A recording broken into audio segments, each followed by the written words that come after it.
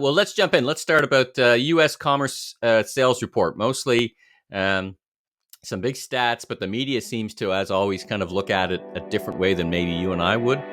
Thoughts on that?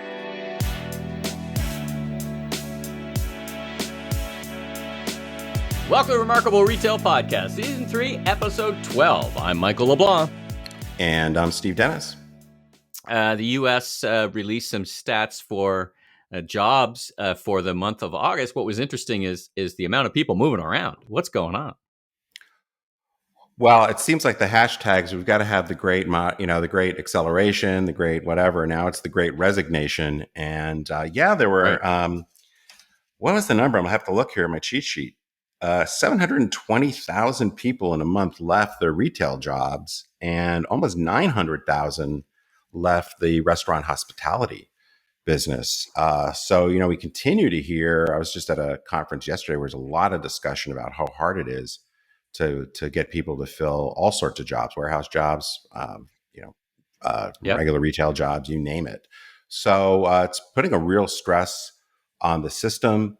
I think a lot of it just has to do with there's lots of competition for labor, wage rates are going up, and frankly, a lot of these service jobs are just not the most fun jobs on the planet. And so people are willing to move for a better schedule, better lifestyle for maybe another $1 or $2 an hour.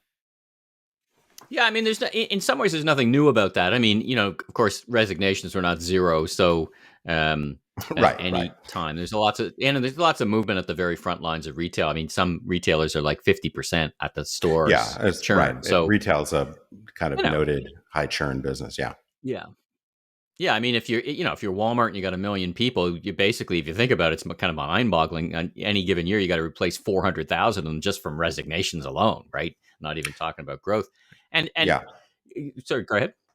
Well, I was just going to say, I think you're absolutely right. I mean, it's a little bit hard to put that in complete context, but I certainly am hearing from people I talk to in the industry, clients, et cetera, that there just is such a war for talent that's been at a level that we haven't seen. And so I think it's part of this whole narrative. We've got the supply chain challenges that everybody now is talking about. We got inflation. There's just a lot of factors that are making retail especially difficult for who knows how long. I guess we'll see when some of this stuff starts to bust loose or settle down. Yeah, when I dig into it and, ask myself the 5 whys, like what's changed, what's different, I there's some clues from Britain, right? So we're reading about Britain. It's very bad there because they, in the soccer world, they did an own goal, basically. When they put in Brexit, 1 million people left and they've got no truck drivers. They're slaughtering animals in the fields because they've got no one to process them. They just did this ask for 800 butchers, and they give them a 6-month thing. Like nobody's going to come anymore because they kicked everybody out, right? There's a lot of people from Europe who would come and work in England, right? Now they're all gone. And I think the same thing is happening in North America for different reasons, because a lot of these jobs are great jobs for new Americans or new Canadians, new to the country, and immigration levels are down because of COVID, not up. Now in Canada, I don't know what it looks like in the States.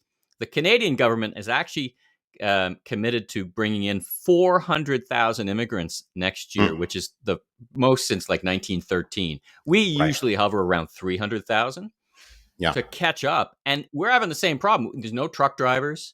You can't, and these are typically jobs that are great jobs for new Canadians. And there's just less of them, and I think that's a contributing factor. There's just the labor flow's been disrupted, right? Because there's a lot of complexity, and certainly we hear stories of people that would maybe like to go back to work, but they don't feel safe, or they can't get childcare, or So I think there's sometimes these overly simplistic narratives as to what's going on. It's a little bit more complicated than that, or you have to peel back onto the political agenda that might be behind some of the pronouncements, but it's certainly a really, really challenging time. And the thing I keep coming back to is how do we line up these very robust forecasts for the holiday, 7, 8, 9% sales growth, when you may not be able to schedule the workers to take care of the business, you may not have the product. So I don't know. I still wonder whether that demand and supply side really can line up as well as some people seem to think, but we'll see.